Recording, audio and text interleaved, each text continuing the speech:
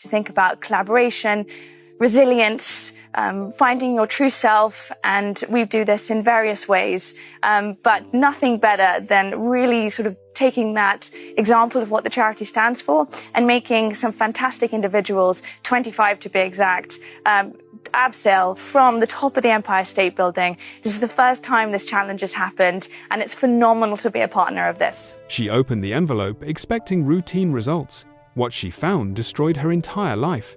Princess Beatrice couldn't believe her eyes. 0% match. The father she'd known for 36 years wasn't her real father at all. But the truth was even more shocking. The palace had known since before she was born. They'd paid millions to bury the secret. Staff were silenced. Documents vanished. One man was exiled across the world. And when the truth finally exploded, it nearly brought down the entire monarchy. For more than 3 decades, I'm not good enough, I'm not smart enough, I'm not, why am I not like the others? I think when you're in the classroom, those moments are very, they're very defining. I think if I would say to my younger self, do not be defined by those moments that happen to you in that exam or that classroom, because they are lifelong learnings, they are lessons that you carry with you, and they build you up to be who you are. Beatrice had moved through the corridors of royal palaces with an unshakable sense of identity. She knew exactly who she was, or at least she thought she did. She was a princess by birth, a daughter of the royal family, with a lineage carefully documented and preserved through centuries of British history. Every portrait lining the palace walls seemed to affirm this reality, whispering the same reassuring message with each passing day. This was where she belonged. This was who she was meant to be. The genetic test itself had been completely routine, almost mundane in its ordinariness. Palace physicians had recommended it as part of a precautionary health screening, concerned about certain hereditary conditions that ran through royal bloodlines. Medical science had advanced considerably in recent years, and the test seemed like a sensible precaution. Beatrice had provided her DNA sample without any hesitation, never imagining for even a moment that the results would become the instrument of her identity's destruction. The document contained clinical language, the kind of sterile terminology that doctors and scientists use to maintain professional distance from the human impact of their findings. Paternity analysis complete, it read. Probability of paternity, 0%. Subject excluded as biological father. The words seemed to blur on the page as tears began to well in her eyes. There was no gentle way to deliver such news, no cushion against the fall that these results represented. In that single moment, everything she had built her life upon crumbled into dust. But the truth revealed in that envelope had roots stretching back decades, long before Beatrice was even born. To understand how this moment came to pass, we need to look back at the whispers that had haunted the palace throughout the 1,980 seconds, carried by those who served the royal family and saw things they were paid handsomely to forget.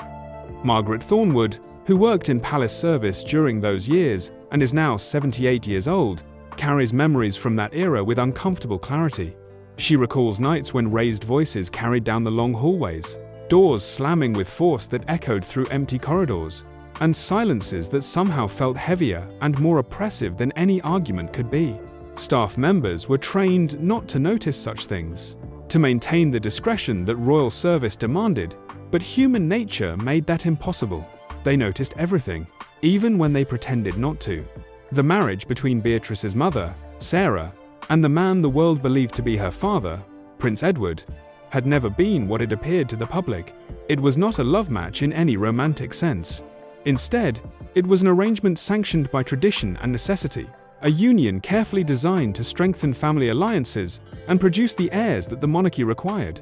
By the time Beatrice was conceived in the mid-1980 seconds, the relationship between Sarah and Edward had deteriorated significantly. What remained was a carefully choreographed performance, convincing enough for public audiences and official photographs, but hollow and strained behind closed doors. Palace records from that period, now being examined with renewed intensity and scrutiny, reveal patterns that perhaps should have raised questions at the time. There were extended trips that Sarah took alone to the family's countryside estate, visits that seemed to stretch longer than official duties would require. There were meetings that somehow never made it into the official court diaries, gaps in the schedule that went unexplained. And there were photographs, informal ones taken at social gatherings, that showed a particular gentleman appearing with striking frequency. In published versions of these images, he was often carefully cropped out, his presence erased, before the photos reached public view. This man's name was James Thornton Hayes. At the time, he was known as a close family friend who moved through royal circles with remarkable ease. He possessed the kind of charm and cultural refinement that allowed him to belong in those elevated social spheres, even though he himself held no title. He was devastatingly handsome by all accounts, well-educated, and always impeccably mannered. Throughout the early 1982s, he had been a fixture at palace gatherings and royal events, the kind of person whose presence seemed natural and unremarkable. What very few people realized during those years was that his connection to Sarah ran considerably deeper than public appearances would suggest. Their relationship had developed quietly, away from the scrutiny of court officials and the ever-present palace staff. It was deep enough and intimate enough to create a secret that would remain buried for more than 3 decades, a secret that would eventually emerge to shake the very foundations of the monarchy. The affair between Sarah and James was not the sordid scandal that tabloids might imagine. According to those who later came to understand what had happened, it was born from genuine connection during a period when both individuals felt trapped by the weight of expectations placed upon them. Sarah was locked in a marriage that had become emotionally barren, performing the role of devoted royal wife while feeling increasingly isolated. James, meanwhile, moved in circles that demanded certain behaviors and discretions, his own life constrained by the social codes of the aristocratic world he inhabited. When Sarah discovered she was pregnant in early 1988, the timing of the conception created just enough ambiguity to make it plausible that Edward could be the biological father. The palace, when they learned of potential complications, seized upon this plausibility with both hands. They built it into certainty through careful management of information, strategic timing of public appearances, and the kind of institutional control that the monarchy had perfected over centuries. What might have been a scandal that threatened the very legitimacy of the royal line was instead transformed into just another happy announcement of an expected royal birth. For Beatrice, growing up in the years that followed, there was no hint of any of this complexity. She was raised as a princess, treated as Edward's daughter, and given every advantage that royal birth could provide. The man she called father taught her to ride horses on the palace grounds, attended her school performances without fail, and walked with her through manicured gardens while explaining the concepts of duty and tradition that defined royal life. There was no reason for her to question any of it. The story of her parentage seemed as solid and unchangeable as the ancient stones of the palace itself. When palace officials first began to suspect the truth about Beatrice's paternity, they responded with the kind of swift efficiency that comes from centuries of institutional experience in managing potential crises. The cover-up that followed was not born from cruelty or malicious intent, but rather from a deep, almost primal fear that acknowledging such a scandal would destabilize the monarchy itself. The institution had survived wars, political upheavals, and social revolutions, but a scandal involving questions of legitimate royal bloodline struck at the very heart of what the monarchy claimed to represent. Sir Anthony Weatherby, who served as the Queen's private secretary during this period, took charge of orchestrating the concealment with meticulous precision. His approach was methodical and comprehensive. Documents that might have revealed inconsistencies in the timeline of Sarah's pregnancy were quietly relocated to archives so obscure and deeply buried that they might as well have been thrown into the sea. Photographs from the era were edited with the careful attention to detail that pre-digital technology required. Figures were painstakingly painted out of images or carefully cropped from the edges of frames before any public release. Staff members who had witnessed too much during those crucial months found themselves facing sudden career changes. Some were transferred to distant royal properties in Scotland or Wales, far from the centre of palace life. Others were offered early retirement packages so generous that refusing them would have seemed almost foolish. The message was clear, without ever being stated directly. Silence was not just expected, it was required, and it would be rewarded. A former palace accountant, speaking years later on condition that their identity remained protected, revealed the staggering financial cost of maintaining this silence. The amount of money spent on ensuring that certain people never spoke could have funded a small hospital, they admitted. Envelopes filled with cash changed hands in private meetings. Non-disclosure agreements were signed under the implicit threat of complete legal and financial destruction for anyone who dared to break them. The palace built what this accountant described as a fortress of lies, constructed brick by expensive brick over the course of years. But the most effective tool in the palace's arsenal was not money or legal threats. It was their masterful control of narrative. The royal public relations machine, refined over generations, spun stories with remarkable artistry.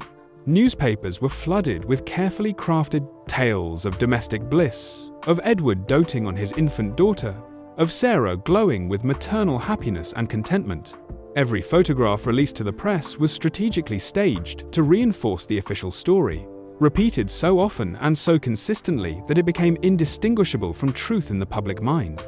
Meanwhile, James Thornton Hayes quietly vanished from royal circles. He accepted what was presented as a diplomatic position abroad, a promotion that looked impressive on paper but was in reality a carefully arranged exile. For years, he lived in various foreign cities, bound by agreements that threatened his complete financial ruin if he ever spoke about what had happened. He carried the secret of his daughter's existence like a physical weight, one that grew heavier with each passing year as he watched from afar, unable to be part of her life. When Beatrice finally held that DNA report in her hands, more than 3 decades later, she read it 3 times before reality fully penetrated the fog of her shock. Each reading felt like experiencing a fresh betrayal, the clinical words cutting deeper as their meaning became more familiar. Not the biological father, the man who had taught her to ride, who had never missed a school performance, who had patiently explained the weight of duty while walking beside her through palace gardens. That man shared no blood with her at all. She collapsed onto a velvet sofa in her private chambers, the ornate furniture that had always seemed so permanent, suddenly feeling like nothing more than props in an elaborate theatrical production. Sobs racked her body as 36 years of memories underwent violent reinterpretation in her mind. Had Edward known the truth all along? Had he looked at her throughout her entire childhood with the knowledge that she was not truly his? Every embrace, every word of advice, every expression of pride and love, were they genuine emotions or carefully rehearsed performances, as choreographed as any royal ceremony? The questions multiplied in her mind like cracks spreading across ice, each one branching out until nothing in her life felt solid or certain anymore. Who else had known the truth? Her mother certainly must have known from the beginning. But what about her grandmother, the Queen herself? What about her siblings? Had she spent her entire life as the only person genuinely ignorant of her own story? The only one not in on the secret that defined her existence? Her lady-in-waiting, Alexandra, found her hours later, still clutching the crumpled report in her hand, mascara streaked in dark lines across her cheeks. The look on Alexandra's face made it immediately clear that she had been briefed on the situation. "Your Highness," she said gently, her usual formality strained by obvious discomfort, "the family is requesting your presence." "Which family?" Beatrice asked, her voice raw and broken. "The one that raised me, or the one I apparently actually belong to?" The meeting that followed took place in the Oak Room, a private chamber where the royal family gathered for discussions too sensitive for any other ears. Beatrice entered to find them assembled in a way that felt uncomfortably like a tribunal. Her mother sat pale and trembling in one of the high-backed chairs. Edward's face looked as though it had been carved from stone, revealing nothing. Her grandmother, the Queen, maintained her characteristic regal composure even in this extraordinary situation. Several senior advisors were also present, and their attendance felt like a violation, strangers intruding on what should have been an intimate family matter. "How long have you known?" Beatrice asked, her voice cutting through the heavy silence like broken glass. Each word was sharp and precise, demanding an answer. Sarah's lips trembled as she struggled to form words. "Darling, please," she began, but Beatrice cut her off immediately. "How long?" she repeated, her voice rising. "Since before you were born," Sarah finally whispered. The admission landed like a physical blow, forcing the air from Beatrice's lungs. She turned to Edward, searching his face desperately for something, anything that would help her understand. Anger, relief, confusion, any emotion that might provide clarity. "You knew," she said, the words barely more than a whisper. "You knew from the very beginning, and you let me believe. You are my daughter in every way that matters," Edward said, his voice thick with emotion that seemed genuine even now. "Blood does not define what makes someone family." "But it does," Beatrice shouted back, her voice echoing off the oak-paneled walls in a way that felt shocking in the usually hushed palace rooms. "It does when my entire identity, my place in this family, my claim to any royal standing whatsoever is built on a lie. It does when every single person in this room decided that protecting your precious institution mattered more than my right to know who I actually am." The Queen, who had remained silent until this moment, spoke with the authority of someone who had spent a lifetime being obeyed without question. "Beatrice, you must understand the position we were in," she began. "The monarchy itself was at stake." "I do not care about the monarchy," Beatrice said. The words hung in the air, heretical and dangerous in a way that was almost physical. "I care that every single person in this room chose to deceive me for decades. I care that my entire life has been a fiction that you all agreed to maintain." The argument that followed was brutal in its honesty, with voices rising to levels that royals were trained from childhood never to reach.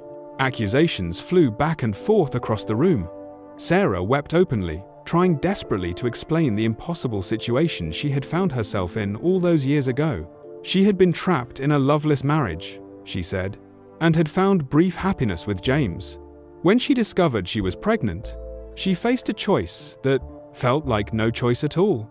Edward defended the decision to conceal the truth with cold pragmatism. Exposing what had happened would have destroyed everything, he argued. The scandal alone could have brought down the entire monarchy. "We did what had to be done to protect the institution. You did what was convenient," Beatrice shot back.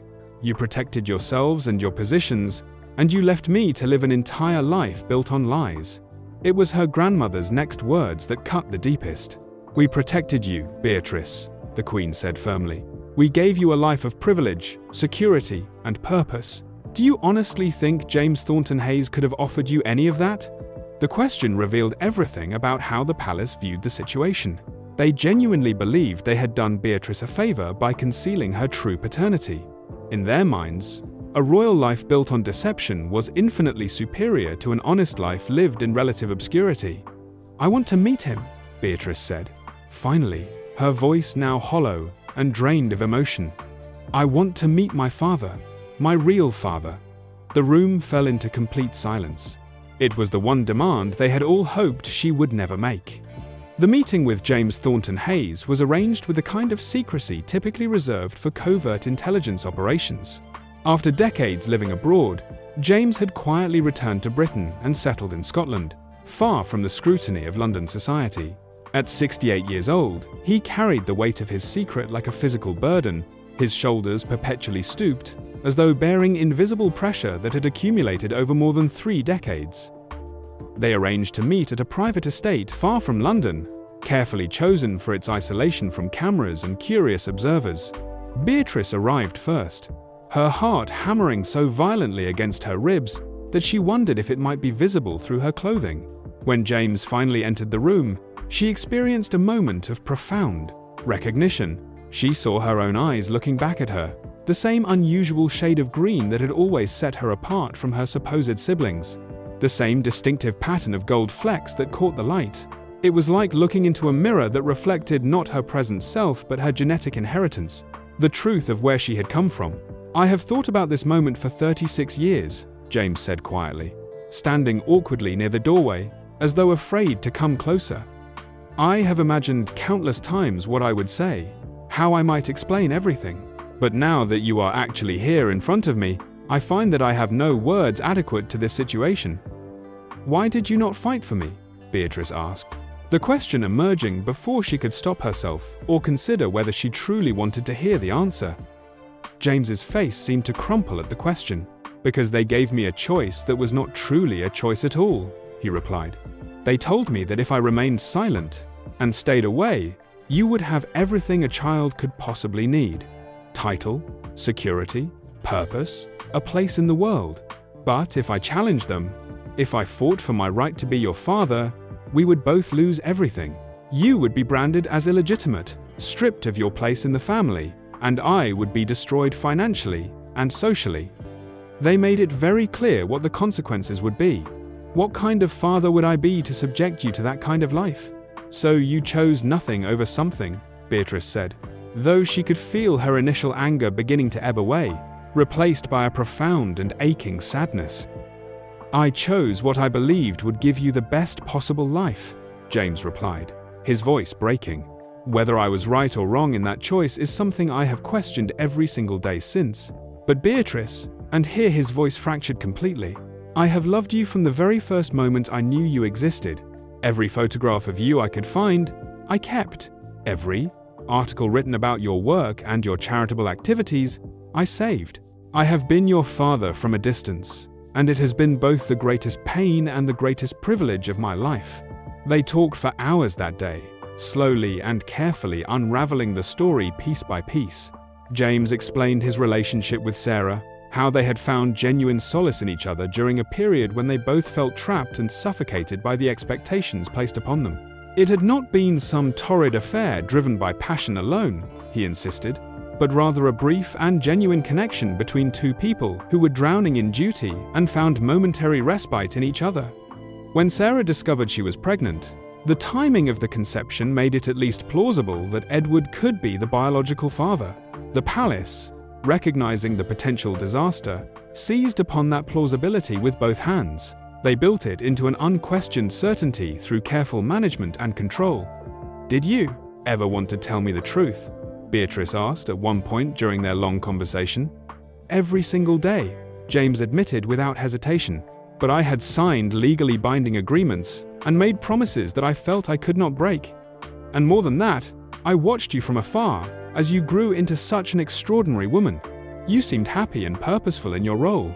I told myself over and over that perhaps their way had been the right way after all, that maybe you truly were better off not knowing. I deserved the truth," Beatrice said softly but firmly. "Yes," James agreed immediately, meeting her eyes directly. "You absolutely did, and I will regret my silence for the rest of my life." Despite all the careful precautions and the palace's best efforts to contain the situation, the story leaked to the press within weeks. A junior staff member, reportedly disgusted by the decades of systematic deception, provided copies of documents to an investigative journalist known for exposing institutional corruption. Within 48 hours, the revelation had exploded across every major media outlet in the world. The headlines were merciless in their directness. Royal bloodline scandal. DNA reveals Princess Beatrice's true father. Palace deception exposed. Decades of lies about royal paternity. Princess in tears as genetic test shatters royal identity. The story dominated news cycles for weeks, pushed other major stories aside, and reignited long-dormant debates about the monarchy's relevance in modern society. But something unexpected happened as the story unfolded in the public eye.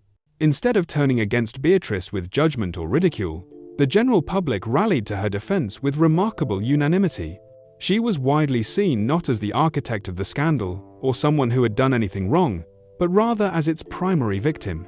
Here was a woman who had lived her entire life as an unwitting player in someone else's carefully scripted performance, denied the most basic truth about her own identity. Social media platforms exploded with expressions of support. Hashtags like Stand With Beatrice trended globally for days. Letters poured into Buckingham Palace by the thousands, coming from ordinary people around the world who wanted to share their own stories of paternity surprises, family secrets, and the devastating experience of discovering that their identity was not what they had always believed it to be. But alongside the support came demands for accountability. How could the palace have maintained such a fundamental deception for more than 3 decades? What other secrets were being carefully guarded behind those ancient walls?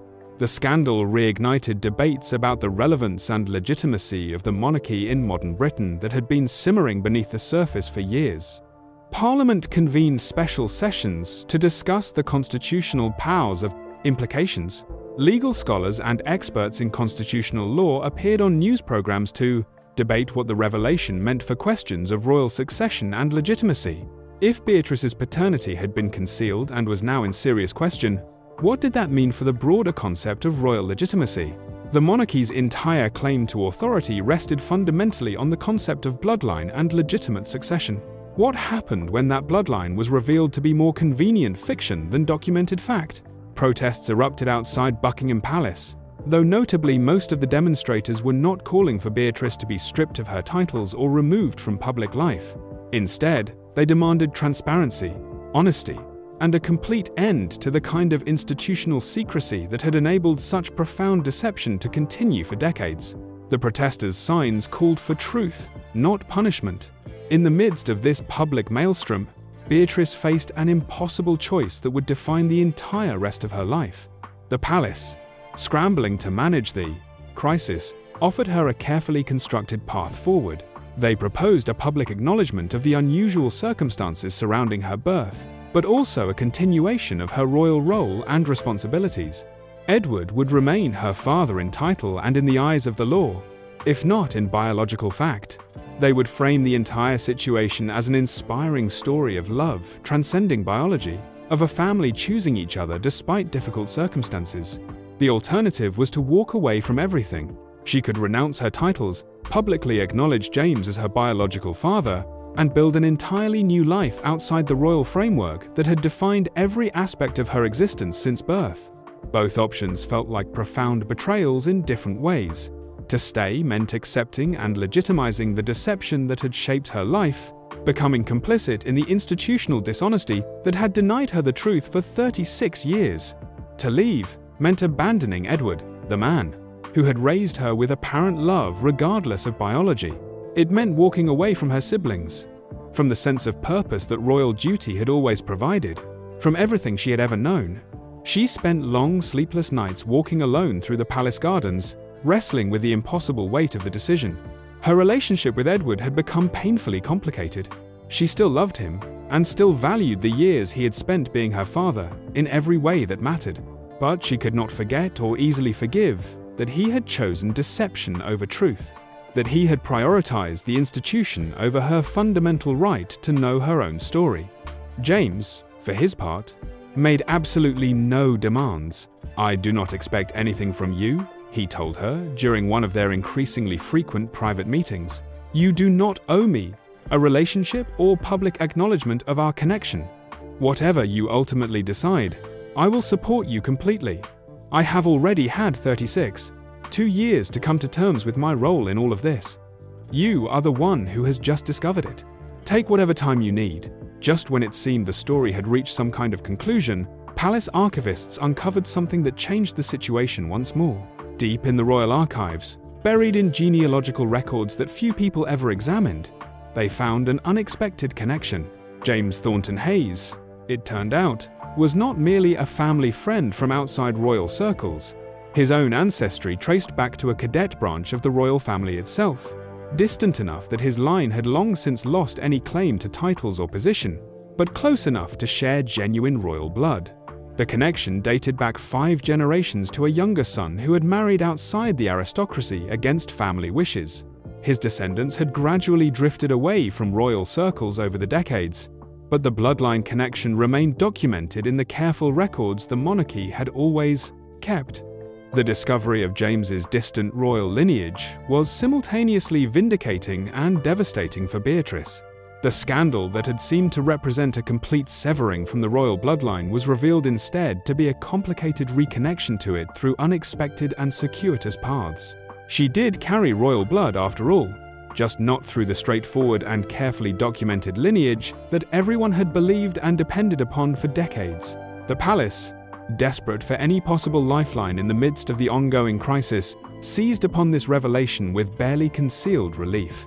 They immediately began framing it as evidence that Beatrice had always belonged, that fate or destiny had somehow ensured that royal blood would find its way back to the throne regardless of human schemes and deceptions. The palace communications team worked overtime to reshape the narrative into something more palatable for public consumption. But for Beatrice herself, the discovery brought no comfort whatsoever. It felt like yet another attempt to manage and control the narrative.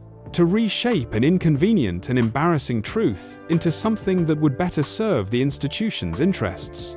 The palace was doing exactly what it had always done, manipulating information to protect itself rather than confronting the fundamental dishonesty at the heart of the situation.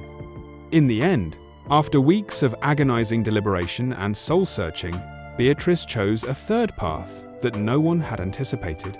She announced that she would remain a working member of the royal family, continuing to fulfill her official duties and responsibilities, but she would do so entirely on her own terms, and those terms included demands that were unprecedented in the long history of the monarchy. She insisted upon and eventually received an extraordinary agreement from the palace. They would publicly acknowledge the full and complete truth, holding nothing back. Edward's role as her father-in-love, and in practice, but not in biology. James's biological paternity and his distant connection to the royal bloodline, and perhaps most importantly, the decades of systematic institutional deception that had kept the secret buried and hidden from the one person who had the greatest right to know it. More significantly still, Beatrice insisted on using her platform and her position to advocate for fundamental changes in how society handled questions of family truth. She would campaign for truth in all family relationships, for children's rights to know their genetic origins, regardless of the complications that might cause, and for a complete end to the kind of institutional secrecy that had defined royal life for centuries. The monarchy would have to change, or she would not be part of it. Her first public appearance after the formal announcement of this agreement was carefully chosen. She attended a charity event supporting children born through donor conception or navigating other, complex family situations. It was a deliberate and pointed choice that signaled clearly her commitment to honoring truth over tradition, authenticity over carefully managed appearances. When she spoke to the assembled crowd that day, her voice was clear and strong. She was no longer the uncertain and devastated woman who had sobbed over DNA results in her private chambers. "I stand before you today as someone whose identity was rewritten without my knowledge or consent," she said, looking directly at the audience. "But I also stand before you as someone who has learned that family is far more complicated than bloodlines, that love is more real and more lasting than titles, and that truth, however painful it might be to hear and to accept, is always preferable to comfortable lies." Edward attended the event despite the personal cost to his own reputation and standing. He sat in the audience watching with visible tears in his eyes as Beatrice spoke. Their relationship would never be exactly what it once was. Both of them understood the reality. The foundation had been irreparably cracked, but neither was the relationship destroyed completely.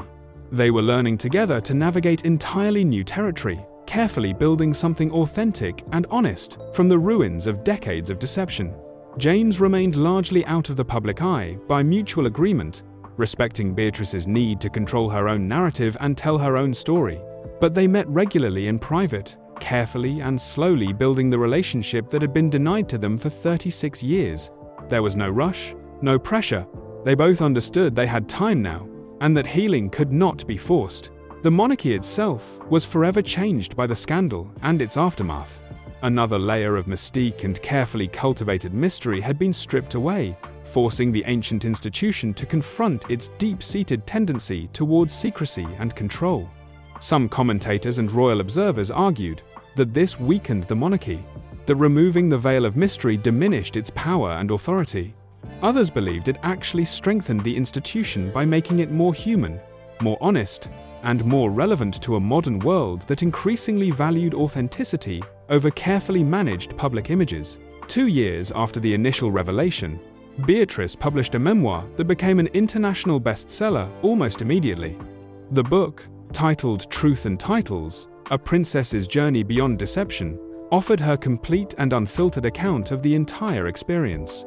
She wrote about the initial devastation of discovery, the anger and sense of betrayal that followed, the complicated process of confronting her family, and ultimately the hard-won liberation that came from living authentically.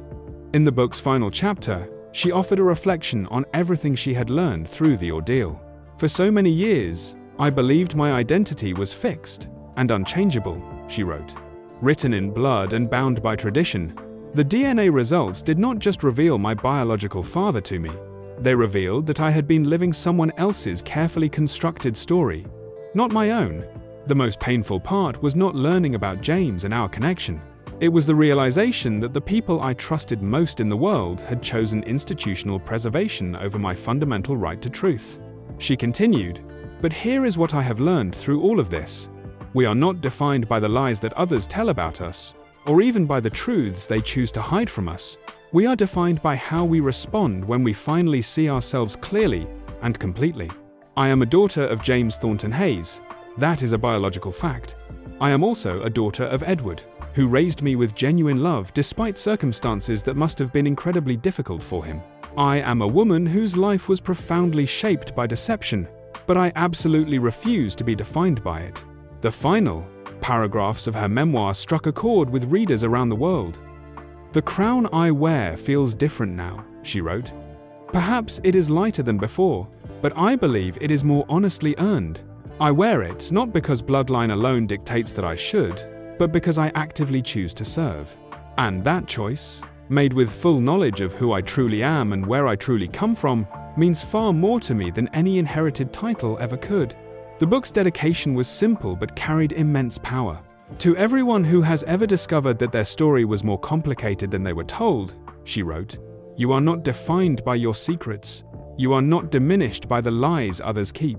You are whoever you choose to become from this moment forward." The impact of Beatrice's revelation and her subsequent advocacy extended far beyond the palace walls, creating ripples that reached into unexpected corners of society. Within months of her story becoming widely known, genetic testing, companies reported significant surges in requests from adults seeking to verify their paternity.